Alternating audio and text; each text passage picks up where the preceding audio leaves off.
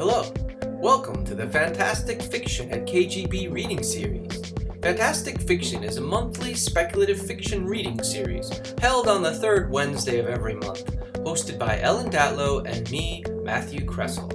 We spotlight well-known and up-and-coming science fiction, fantasy, and horror authors, and admission is always free. We publish a monthly podcast and video so people who can't attend the in-person event can still enjoy the readings. If you'd like to support the series, you can donate at kgbfantasticfiction.org/support. Anyway, on to the show. All right. We are going to get started. It's going to be very hard to do the reading series tonight because our guests are MIA. There they are. Just kidding. All right, welcome to Fantastic Fiction at KGB. I am Matt Kressel. I co-host a series with Ellen Datlow, and our series is every second Wednesday of the month. There's never a cover charge. All we ask is that you buy a drink, hard or soft. Mary, bartender, let's give an applause for Mary. Working hard to keep us all hydrated. Wishing everyone safety and health who are might be in the path of the hurricane. I am excited about our guest tonight. I think both of you have read here before. We were talking about it. I know, David, you have. Sarah, you've read here before. I was like, wasn't there like a double Langan night? You and John, no relation? Yeah, that's right. So welcome, both of you. Our website is kgbfantasticfiction.org. We have a podcast of the reading, so if you can't make it, you could subscribe to the podcast on your favorite pod site. Just search for Fantastic Fiction at KGB, and you can sign up for a mailing list. We send out just a couple of reminders every month about the series. So we hope you will join us. And if this is your first time, by the way, if this is your first time here at the Fantastic Fiction reading series, raise your hand. All right, welcome. That's not your first time, Dave. Welcome. Thank you. I've noticed a lot of new faces lately, and I'm really happy because, like, when you get new people coming in, then you know you're doing something right? Either that, or everyone else is wandering off or mysteriously disappearing. We don't know anything about that. Our first guest tonight is David Leo Rice. David Leo Rice was born and raised in Northampton, Massachusetts, and now resides in Brooklyn. His novels include Angel House, The New House, the Dodge City Trilogy, and The Berlin Wall. Can I have a copy? David has some copies here to sell. So at the break, you can come up and buy a copy and get them signed. And I love the cover. I'm not quite sure how to describe it to folks in the back or who are listening. It looks like a sort of moss, rust-covered concrete wall where the paint... It's the Berlin Wall, but it... If I just said it looks like the Berlin Wall, that's not what it... Okay, anyway. Editor, editing. She edits me live. It's okay. Where were we? And The Berlin Wall, named the number 7 best indie book of the 21st century so far in Genrepunk Magazine. That's awesome. His first collection, Drifter, was named one of the 10 must-read books of 2021 in the Southwest Review, and his second, The Squimbop Condition, will be out next year. He's also the co-editor of Children of the New Flesh, an anthology of essays, interviews, and stories responding to the work of David Cronenberg. Here's David Leo Rice.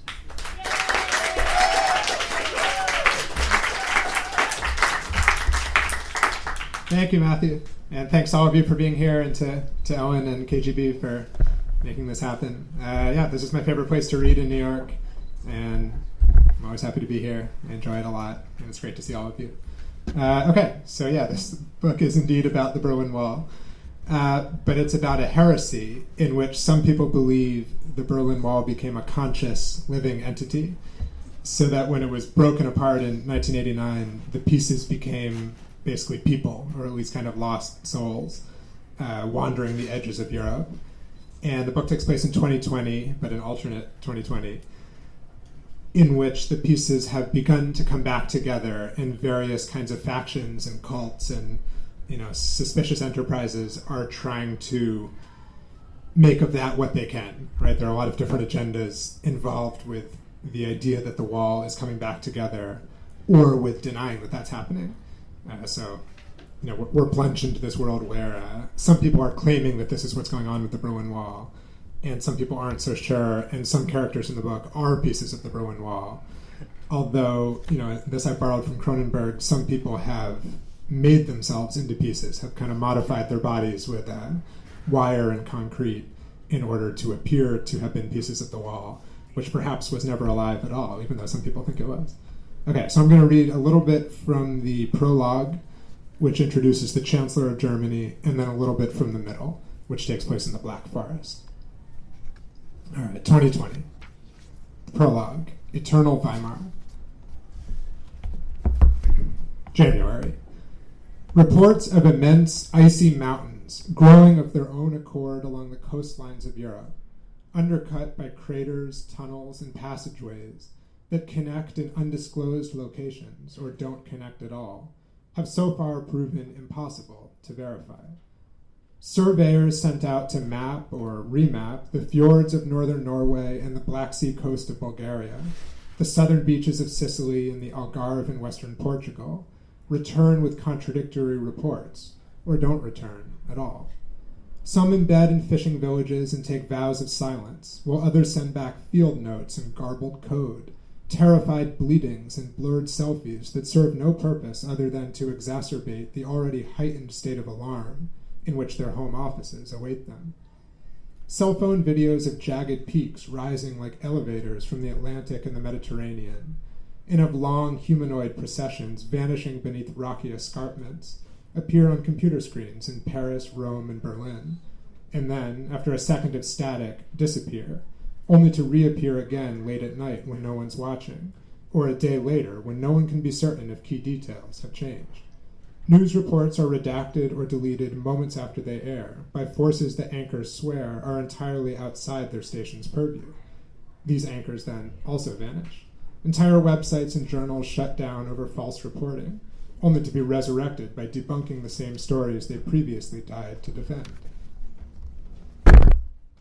Simultaneous screenshots of these stories, thank you, from different computers display different information, while printed maps in university archives and public libraries also fragment, some displaying the newly monstrous coastal ranges, claiming in medieval Gothic script that these are the oldest, most sanctified facets of Europa, God's bulwark against the rising seas, while others remain unaltered or show large gaps in what used to be the solid edges of the landmass. Even maps of the old geography begin to look suspect, as if perhaps no change has occurred other than a weirding of what was there all along, a sudden perceptual inability among the EU's 500 million to see the normal contours of the Croatian or the Latvian or the Irish coastlines as normal any longer. Geography professors squabble and fracture, half of them insisting that an epochal change is afoot, while the other half insists that the sailing, so to speak, has never been smoother. Any perceived tempest, this unruffled half insists, is playing out within a sturdy IKEA teacup, so that, surely, now is the time to stay the course. The biggest mistake we can make going forward, insists Peter Lenz, chair of Humboldt University's European History Department, on Deutsche Welle's New Year's Day broadcast, is to let ourselves get spooked going into the next decade. Nevertheless, spooky, ant-like smudges of stranded human families, although, German Chancellor Lena Habermeyer thinks, much as she hates herself for thinking it, let's not assume they're human just yet, climbing and falling, scuttling and plummeting, dot these mountains on the computer screens cluttering her office in the Reichstag, their eventual crash into the waves barely audible, even with the volume turned all the way up. Habermeyer pictures them first as crabs and then as spiders, watching the words crabs and spiders scuttle from one side of her head to the other, perfectly representing that which they represent. She laughs at the redundancy of the thought, marveling at how, just a moment ago, she'd expected something profound to emerge from the folds of what she still considers her supple, first-rate brain. Seriously, though, she thinks, something, in reality or an unnervingly good simulation thereof, is afoot. Beyond this, no layperson, and not even those who ought to know, can offer anything more than the same contradictory speculation that has defined the discourse of the past several decades, if not the past century, if not all of Europe's history, if such an entity can still be said to have any knowable history at all, if Europe can still be called an entity. Now the entity is folding in on itself, she reads, unable to resist opening window after window after window on her 30-inch desktop work screen. Its edges are rising vertical and even warping over the top to form something like an origami box, sealing 500 million souls inside, or threatening to, while granting access through channels no one can map to millions of others. Air travel remains unrestricted for the time being, but even so it seems more and more fraught. Prominent personages leave in a hurry, while those who arrive at Heathrow and Charles de Gaulle and Milan Malpensa seem hollow-eyed and remote, like decoy people. Planes disappear in mid-flight or crash into barriers that, upon inspection, prove impossible to locate. Pipelines burst, gushing oil into wheat fields and water reserves, while hobbyist geographers pour from the woodwork with their homemade instruments, eager to prove, once and for all, that the Earth is nothing like what the powers that be have always insisted it is. That it is, rather, a Rubik's Cube being constantly shuffled by unseen hands, all borders suspect, all compasses faulty, no formations permanent. Much as she wishes she could avoid the thought she knows is coming, Lena Habermeyer slumps back in her office chair in the touchy nerve center of Germany and admits that they might just be right. That evening, she wallows in heartburn in her tasteful modern residence in the Grunewald in southwest Berlin. She stands alone in front of her frosted-over windows, massaging her temples and looking out at the distant lights of the city, under which she can't help but fear something real is stirring. Whether this thing is physical or metaphysical, she can't be sure, nor can she quite be sure what the difference, at the dawn of the new decade, might still be said to be.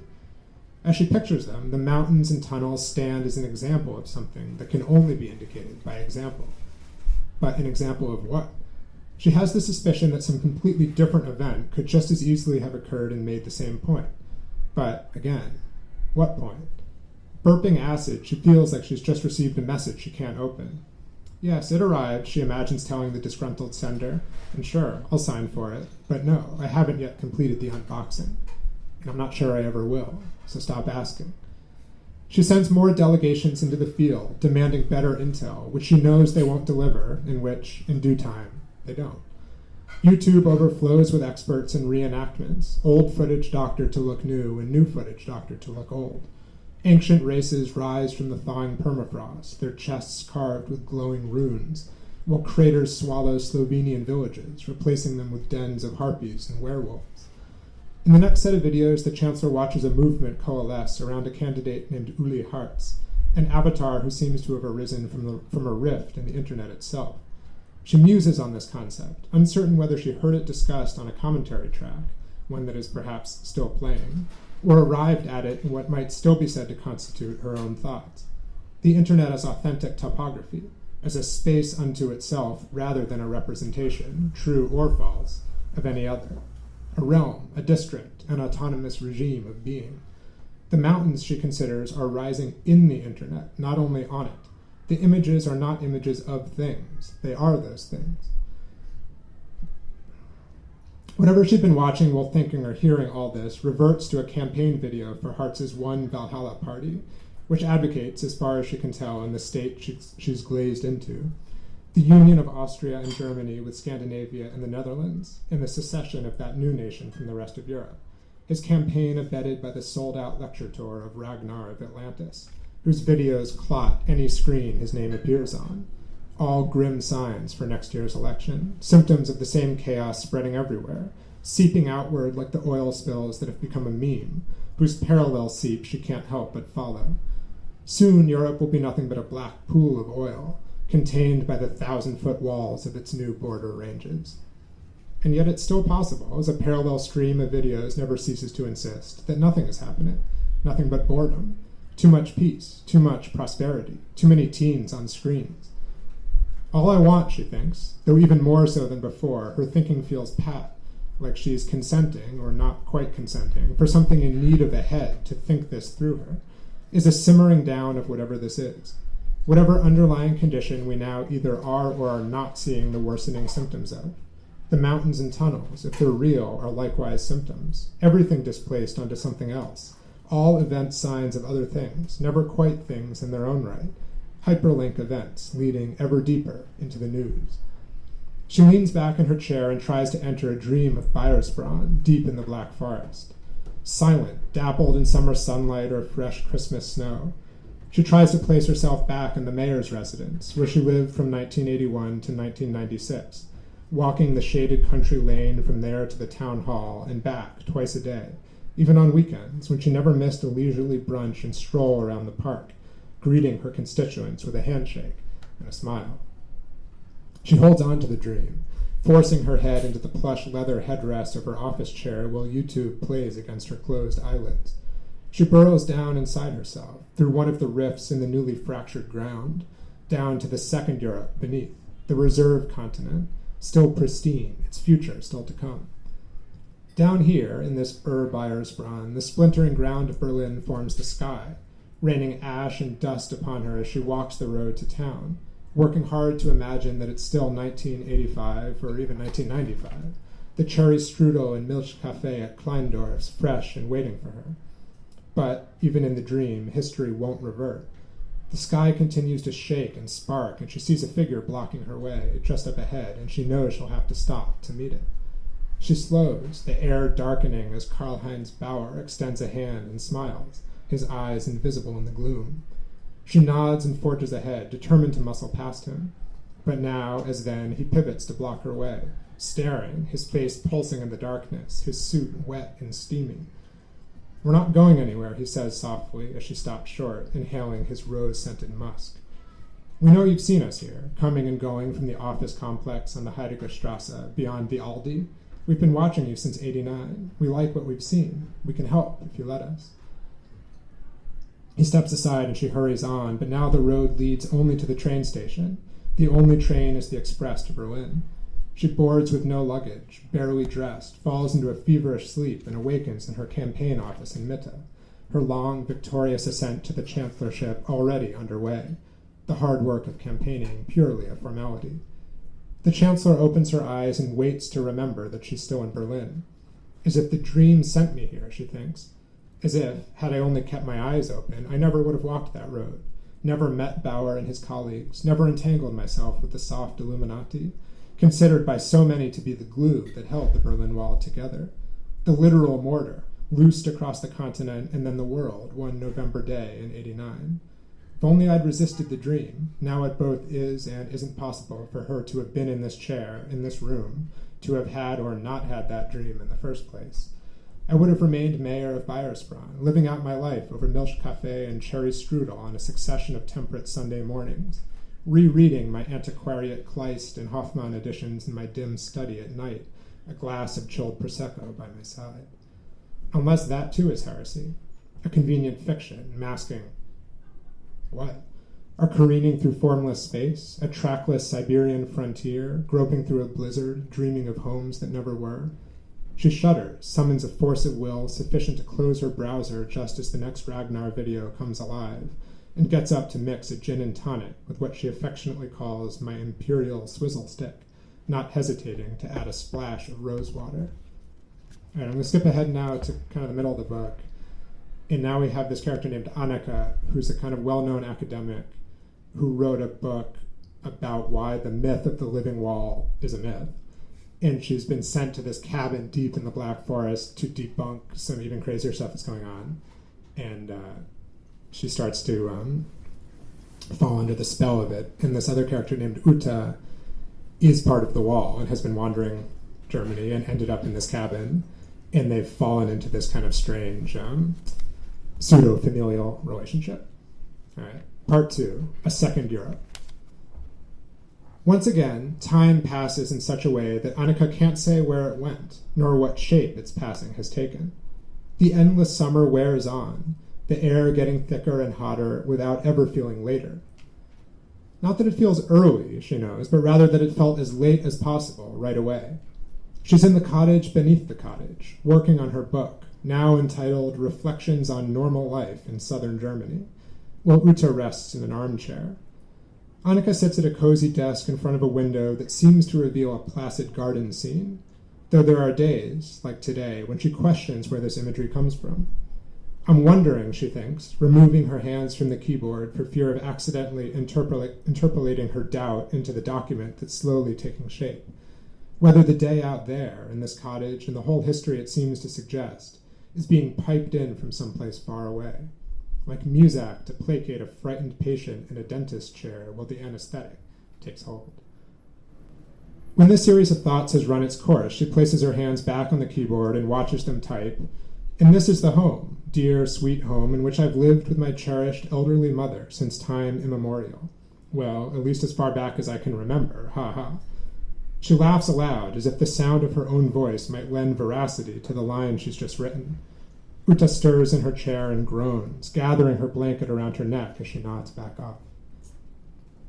Annika looks out the window again at a series of families walking nearly identical dogs, looking neither at her nor at one another, and then she catches a whiff of smoke curling down the stairs, and her eyes fill with tears as she remembers the burning forest, the penitents in circles around pillars of ash, the island of Berlin sinking beneath the green waters of her memory, or that of the person she used to be, and, leaping to her feet, she shouts, "The cookies! They're burning!" Cookies? Uta yawns, but Annika has no time for her mother's confusion. She knows better than to go down the road of arguing with her about where the smoke is really coming from. Instead, she runs across the cottage to the sun-dappled kitchen and back and pulls the sheet of blackened dough from the oven, just as she always does at this time of the afternoon, when she's written the few lines that she's going to manage for the day, in the ongoing presence of the world above, insinuates itself back into the idyll here below, threatening the very essence of normal life in southern Germany. So she removes the burning cookies and shouts, "Mother, get dressed. We've got to run to town to pick up more flour, butter, and sugar. These are ruined. I'm sorry I was so absorbed in my work that I forgot to check them." After a slow interval in which Uta has to be coaxed from her chair and helped into her going-out dress and sturdy walking shoes, she and Annika exit the cottage onto a street lined with dozens just like it, all of them done up in the classic Bavarian half-wood style, all inhabited by families that never emerge except to walk their dogs. Annika used to linger on their lawns and try to peer in, debating whether to go up and ring the doorbell and introduce herself as the new neighbor. But then a face appeared at the window that was so pallid, so barely human, that she turned and ran in a heedless panic off onto another set of streets and spent the rest of the evening finding her way home, exhausting herself with the effort of ignoring the thought that perhaps she was lost for good. A stray person in a world without oversight, she remembers thinking during that awful interval, a piece on a board that is no longer part of any game. But I can't be lost, she thinks now, gripping Uta's frail hand, because here I am. She smiles, determined to find solace in the tautology. Uta leans against her, dragging her feet, as they come to the end of the lane they live on and turn onto the main road that winds through copses of flowering trees and into the outskirts of Bayersbronn. Annika used to wave at the cars rattling slowly by, but this, too, she's had to cease doing. The faces in the car windows were the same as those in the windows of the houses, both human and not, orbs of flesh with eyes and noses, and yet, in some crucial aspect, lacking all sympathy. Neither hostile, nor greedy, nor furtive, nor lecherous, but simply not all there. Unable to meet the minimum requirements for recognition of mutual humanity. So, now, Annika looks down at her feet, or up at the road winding ahead into the distance whenever a car passes by. As always, Uta seems unconcerned, lost in thoughts of her own, or simply absorbed by the task of remaining upright. After passing into the town proper, they make their slow but deliberate way up the high street, past the tavern cantilevered over the brook, past the church in the quaint central square, past the shop that sells sheet music and classical records, past the cafes and the restaurants, past the train station she arrived at. She can see herself dragging her suitcase from Berlin, even if the streets, as she pictures them on that first afternoon, float far overhead, and along the strip toward the Aldi on the far side. Annika looks further up the strip at the corporate campus with its constellation of office buildings, some bearing German flags, some American, but her eyes water and her mouth goes dry, and she's forced to duck into the Aldi before she collapses out front, as has happened once before. Inside, she continues to fight the pressure building in her sinuses. Though she's not aware of any formal limitation in how long she can be out for, nor in how far from home she can go, she's never tried to go farther than this. Even this far, a couple of kilometers at most, oppresses her equilibrium, lending the world a heavy, underwater feeling. Most of the time, she forgets that she is, in some sense, living underground, if her memory of descending a staircase can be trusted, beneath the Europe she was born in, and in which she traveled to the Black Forest as a semi-famous author on a prestigious government assignment. But now, in the produce aisle of the Bayersbronn Aldi, the weight of it comes down on her.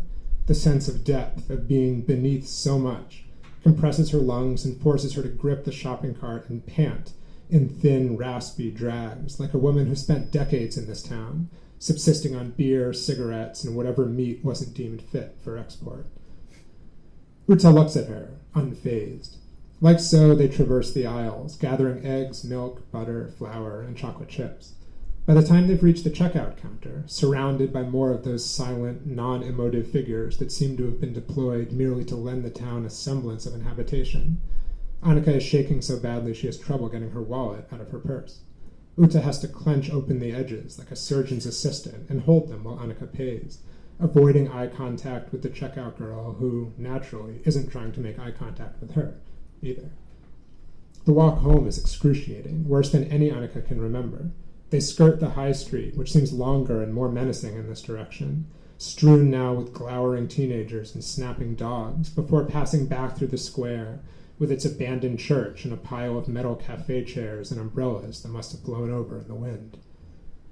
The road snakes around and Annika drifts, pressing her shins into what now feels like a thick buffer of gel.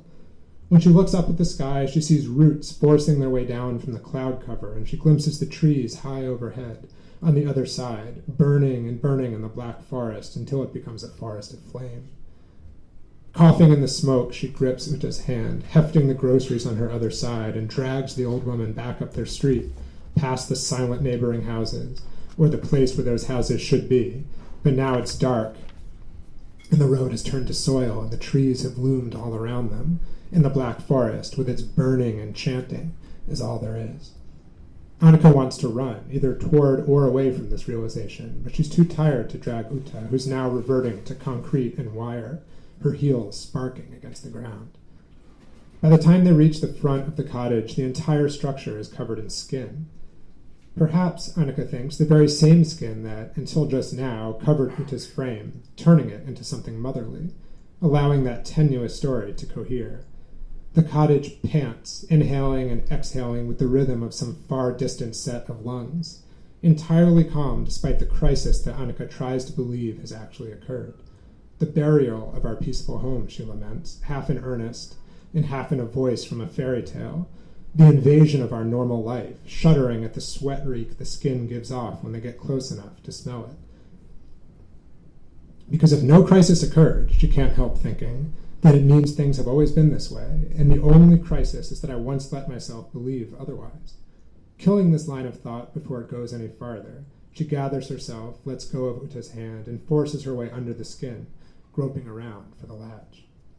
When she finds it, she pulls open the door and hoists the hanging flap into an awning so Uta can crawl under. Inside, she marches straight to the fridge, desperate to put the groceries away, if only for the satisfaction that accomplishing such a simple task might still provide.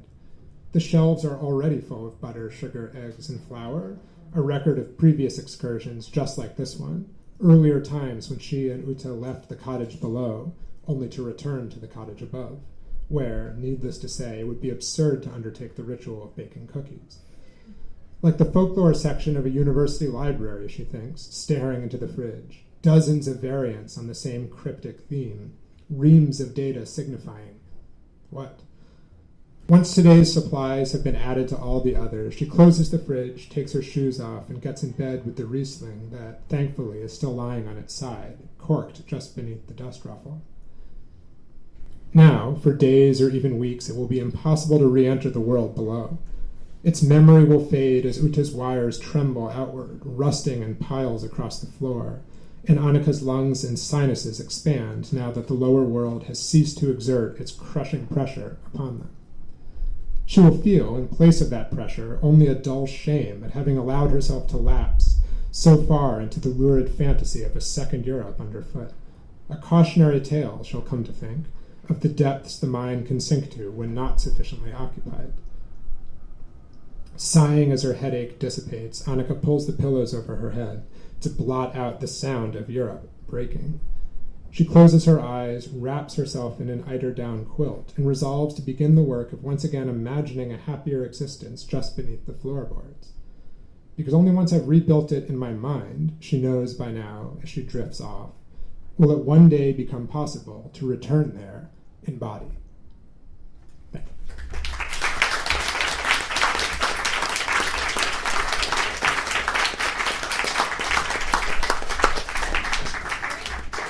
Thank you, David, so much. So like I said, we have books for sale, The Berlin Wall. You can come up and buy a copy, get it signed, and buy a drink, and we'll be back in a few minutes with Sarah Langan, so stick around.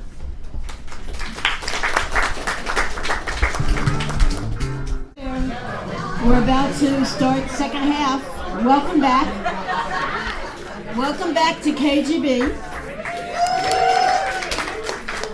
Thank you so much for joining us.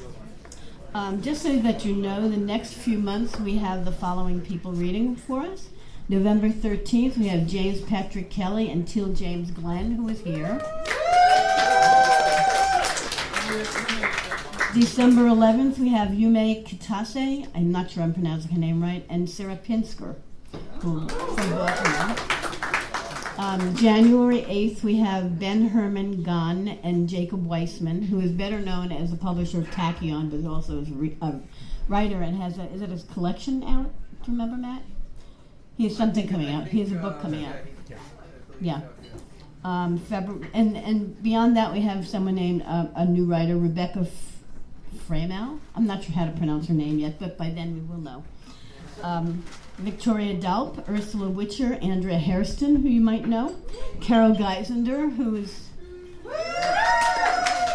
and Daryl Gregory, and that's in the future. So, but tonight we have Sarah Langan, who's brought some ducks with her. I already have a stuffed duck. She will tell us all about why that stuffed duck is here, why she had stuffies made. Her most recent novels are A Better World, which the Los Angeles Times calls a high watermark in the career of a novelist who's already won 3 Bram Stoker Awards, and Good Neighbors, and Good Neighbors, a Newsweek, Irish Times, and Lit Reactor Best Book of the Year. Her previous novels are The Keeper, The Missing, and Audrey's Door. She has an MFA from Columbia University, an MS in Environmental Health Science / Toxicology, which is useful, her writing, from NYU, and lives in Los Angeles with her husband, the writer / director J.T. Petty, their 2 daughters, and 2 maniac rabbits. So I don't know what the rabbits have to do with the ducks, but she'll explain, I'm sure. So please welcome Sarah Langan.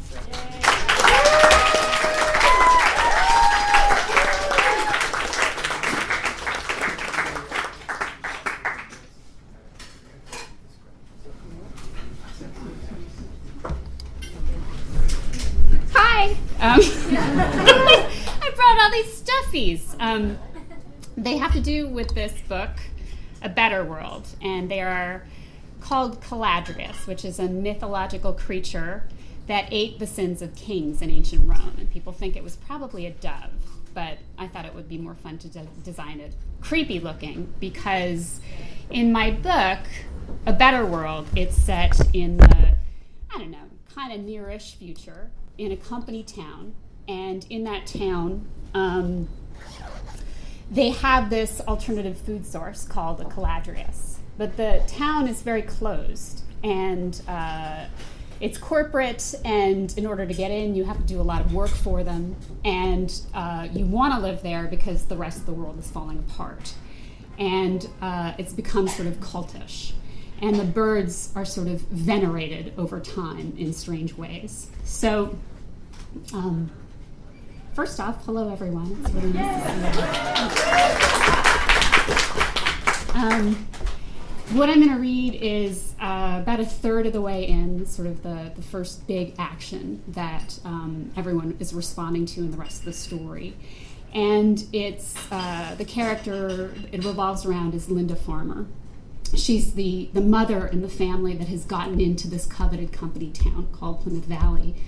But it's not working, and people aren't accepting them, and they know they're going to get kicked out, and what's going to happen to them.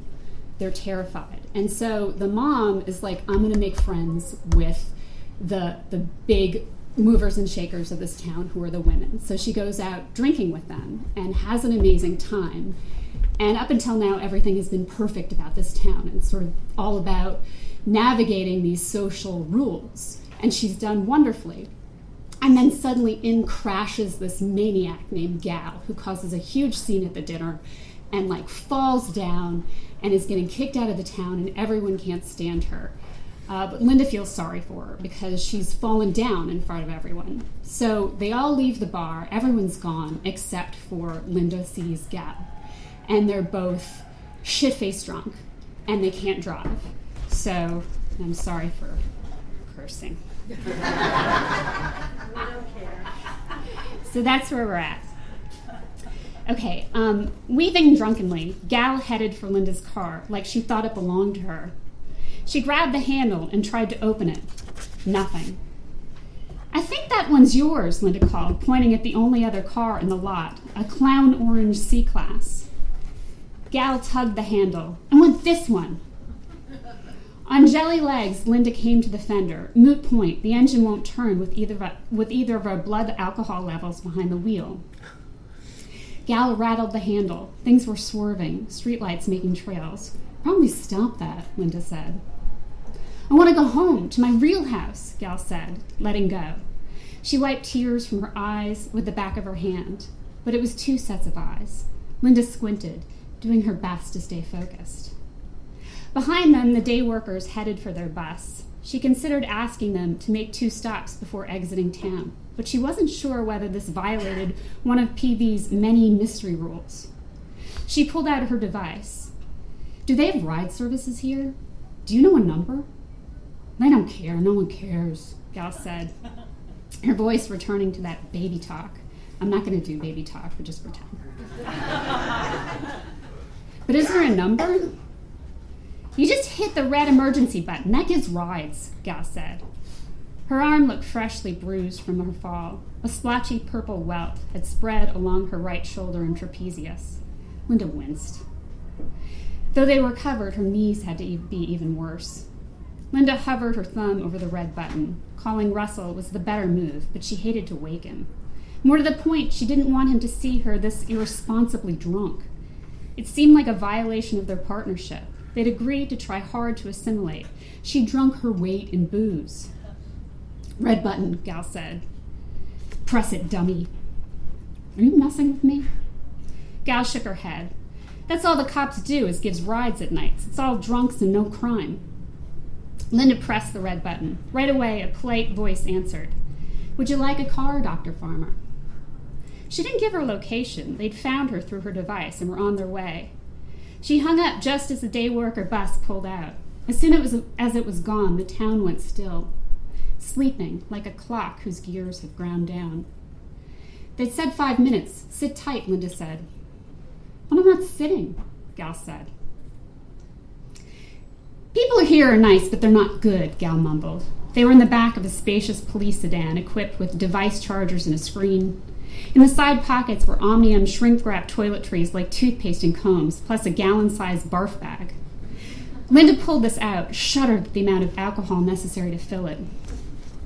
No good. Meanwhile, their dumb birds are barking all night and all day, Linda answered. The whiskey had hit, and even if she tried, she couldn't have explained what she'd meant, because birds don't bark.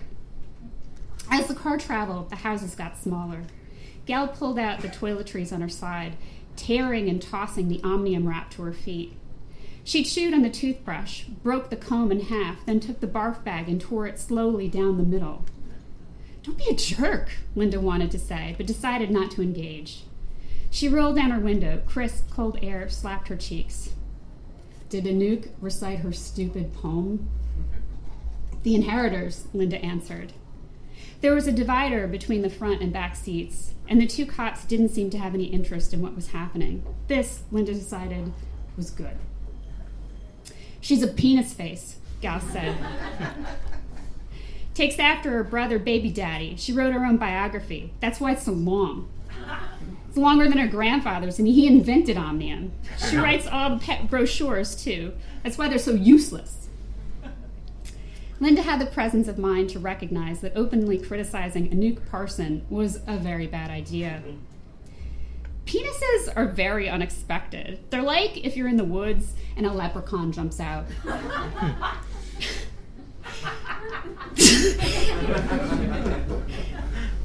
They act like they're on your side around here, but they're not, Gal said. It was as if they were having separate conversations with their ghost selves. They used to wash my kids in the river. They'd tell me they saw them, that they were great swimmers, but the river's poison, and I had no idea. Nobody told me. Can you believe that? Gal asked, kicking the seat. Linda was trying hard not to vomit. The drive was lasting too long, and they were headed in the opposite direction from her house. Why had she told them to drop Gal first? Why was she always such a goddamn martyr? It's hard to help people. You don't have to tell me. I tried with my kids. I made all the offerings on my altar, and none of them worked, Gal said, seemingly in response to her own internal thoughts. But what if Hollow's a lie? Birds are just birds, and kids just get sick. What's Hollow got to do with sick kids? Linda asked. You're a dummy, Gal said. Dummy, dummy, dummy. Linda felt the heave in her stomach, the deep pockets of sour in the back of her mouth. Dear God. They weren't here 3 months yet, and she was about to vomit in a cop car in the middle of the night. The driver, a wet behind-the-ears kid, pulled over. They parked in front of a small one-bedroom house surrounded by other small houses. A siren sounded in her mind. Had they left Plymouth Valley, crossed the border? Would she be allowed back in? But then she saw the tall, unscalable wall just behind. This was the southwestern town limit, where retired people, floating temps, and the lowest level executives lived. Linda moved with deliberateness, performing her best approximation of sobriety. She was outside, even though this wasn't her stop. But moving felt good. She waved at the cops. For an instant, they looked too small and too human inside their metal chassis cage. Her mind played a trick, and the cage was made of Caladri's bones. I'll walk from here, thank you. The guy on the passenger side rolled down his window. He was young enough still to have peach fuzz. Are you sure, Dr. Farmer? Linda nodded, afraid to open her mouth. Acid had climbed up her stomach to her throat.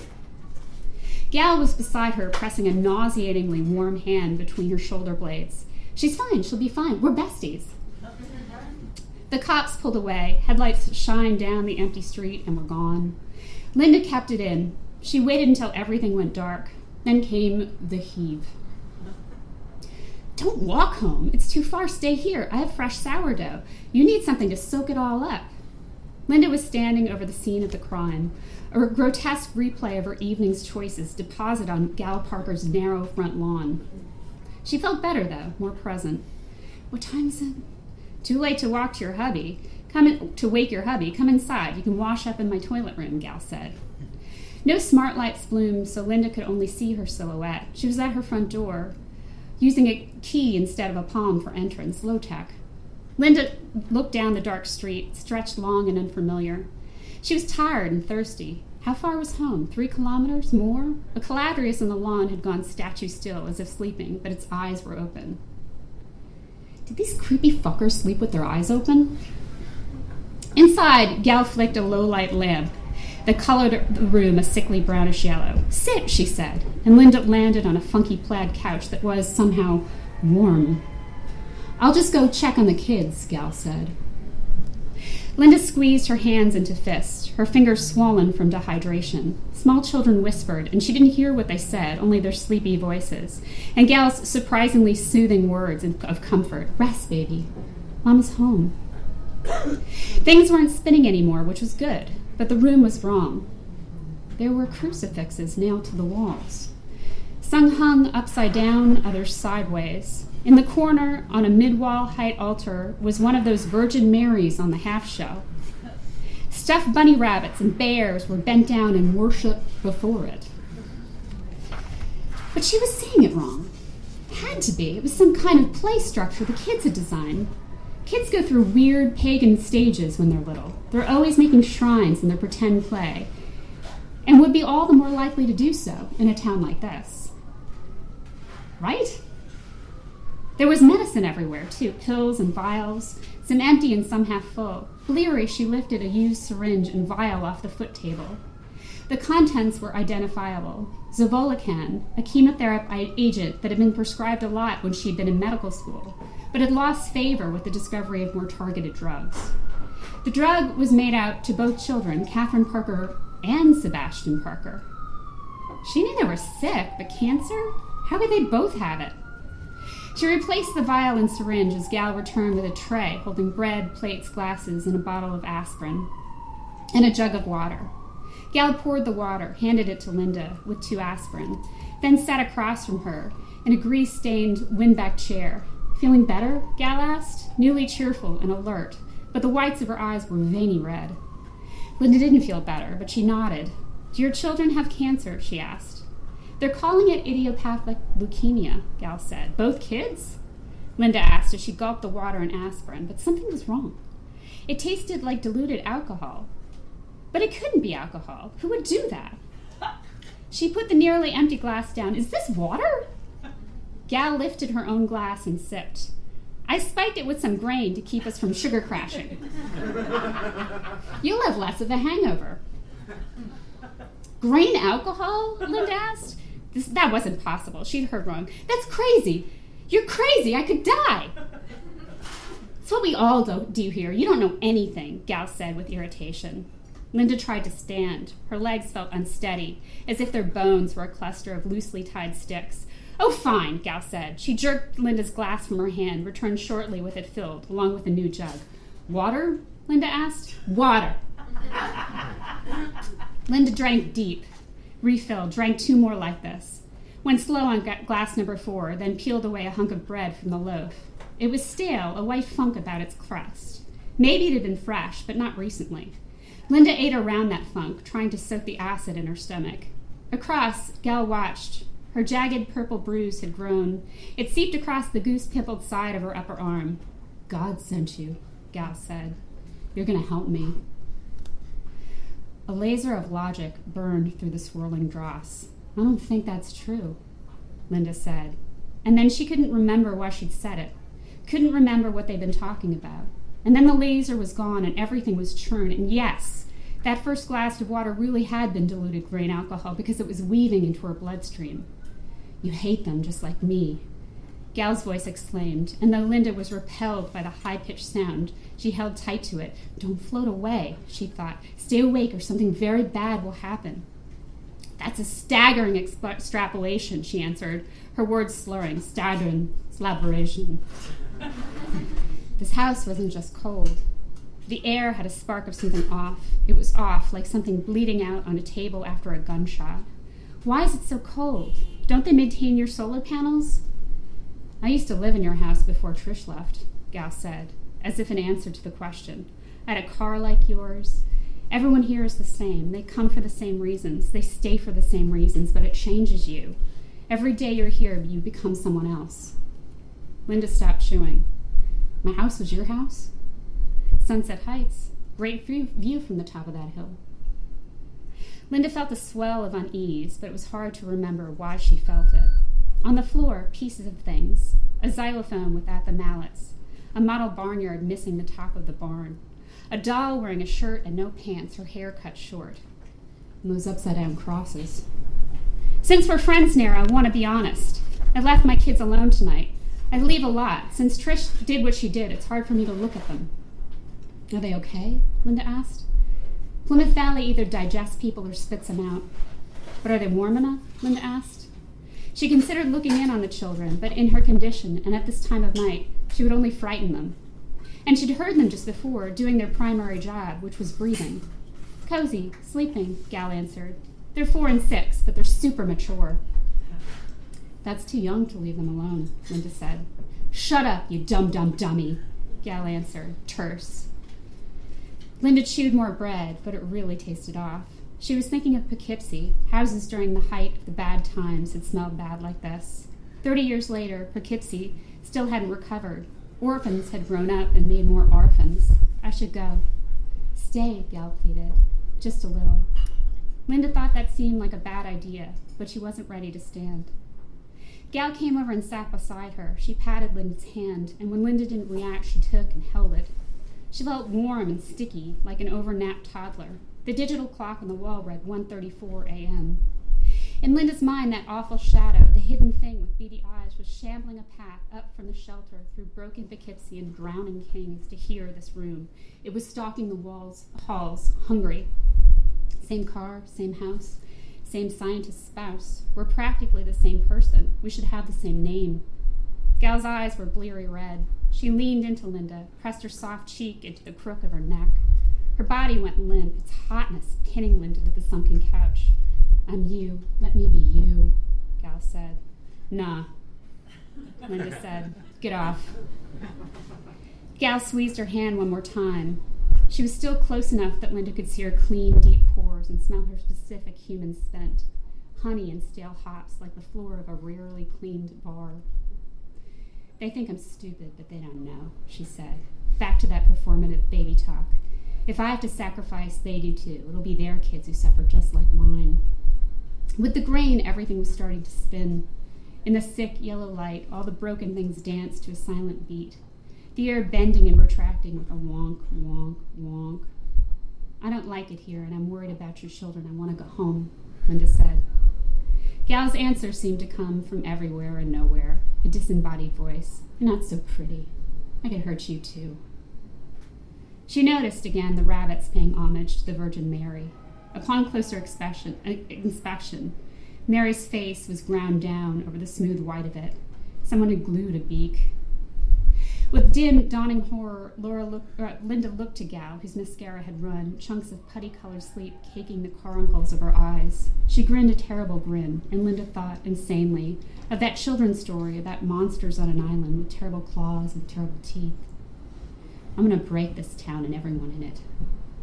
The walls closed in. The upside-down crosses and altar bent closer, like the air itself were buckling. She noticed that the pantsless Barbie's eyes had been scratched out, leaving two hollows. Gal was changed too. She wasn't sweet or cute, she was rotten. It's the only way, you rich, dumb cunt, with your smart husband and your big house and your perfect life, my life. You took my life.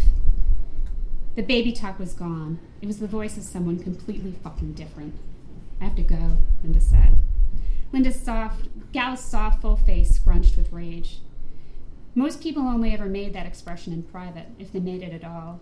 Linda looked for her purse and coat, and oh dear God, thank you God, they were beside her on the sunken, crumbly couch. I'm sorry I have to go. Everyone's so sorry, Gal answered in the semi-dark, her eyes half open, her skin ashen and lifeless as wrapping. Get the fuck out. Outside, Linda couldn't find her device in her purse or pockets. Without it, she had no map, no way to call for help. Just go, she thought. Run. Landmarks. The wall marked the westernmost part of this town. If she walked east and toward the hillside, she'd find her way. The streetlights had gone soft, making the hedges bordering most of the houses appear animated and alive. So she left the curb, went straight down the middle of the road, her shoes padding softly, her purse strung over her shoulder and tucked close. She looked back once at Gal's house. It hunkered glum in the half-dark, its old wood creaking and slanted, its dull facade a mean grit, a nightmare house. An hour later, the houses were bigger and prettier. In the gloam, it was hard to tell which was hers. But this was Sunset Heights. The number was 9. Sunny was out of the shelter, her sharp beak retracting from a small burrow in the ground beside a slate stepping stone. She returned with a furry, moving thing clenched between her teeth. Sunny chomped. A vole? A mouse? Until the poor thing went still. Jaw-locked, the bird glared at Linda. Everything felt quiet, like a lacuna in time, where all the world was frozen, except for Linda and this malignant witness. Go, she whispered, remembering then the shambling thing at the bottom of the shelter. Sunny stayed. Her process was surprisingly graceful. She tore the creature in half, and it was gone in 2 swallows, neck undulating. I'll go, Linda said. Palm recognition took 2 efforts. Once inside, she headed for the kitchen, guzzled a liter of water like it was a 2-ounce shot. Her headache eased like loosened shrink wrap. She drank another half-liter and added some aspirin, calcium carbonate, and a sprinkle of salt. Finished that and poured 1 more half-liter. Stomach sloshing, she carried it with her. Better, she mumbled. Up the stairs in the dark, she didn't remember the location of the dresser or bed. She left her clothing in a pile, felt with blind hands until she knocked against the mattress, bruising her arm. Like, yeah, same arm, same car, same house. Was that real? Had that happened? She climbed in where Russell was zonked. Sleep didn't come. She was thinking of the nightmare house. She was thinking about all the lost people in the world, the disappeared people whose numbers were swelling large as the seas. It had happened with her patients. They'd come every few months, and then they'd stop showing up, their devices disconnected. She'd lost acquaintances, too, one day riddled with sham optimism. They were telling you about a job prospect or a move to a different part of the city where they were sure they would reverse their fortunes. And the next, they were gone. Thoughts spinning, she couldn't stand being alone with them. She shook Russell's bare shoulder. "I'm home," she said. He pulled her in and kissed her. Water splashing, head light and dizzy. It wasn't tentative, it wasn't shy. They made sloppy, unbridled love. "Did it go okay?" he asked when they were done. She'd tell him about Gal later. She'd tell him about the nightmare house and the way it had reminded her of being a little kid back in Poughkeepsie, trapped in strange places without the agency or words to extricate herself. She'd tell him that she wanted to go back and check on those kids. For now, she said, complicated, but we might be able to stay.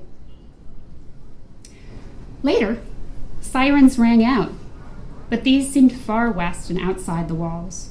She fell asleep, believing their source arose from a distant tragedy, unrelated to her. That's it.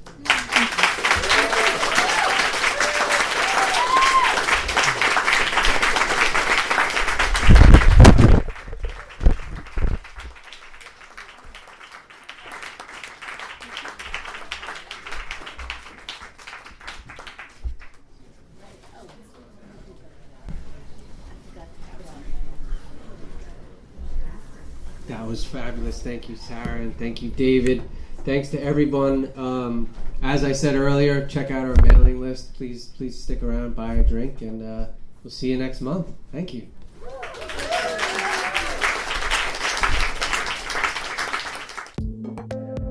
You have been listening to the Fantastic Fiction at KGB reading series. Check out our website at kgbfantasticfiction.org and click on support if you'd like to help keep the series going. Anyway, that's our show. Thanks for listening and see you next month.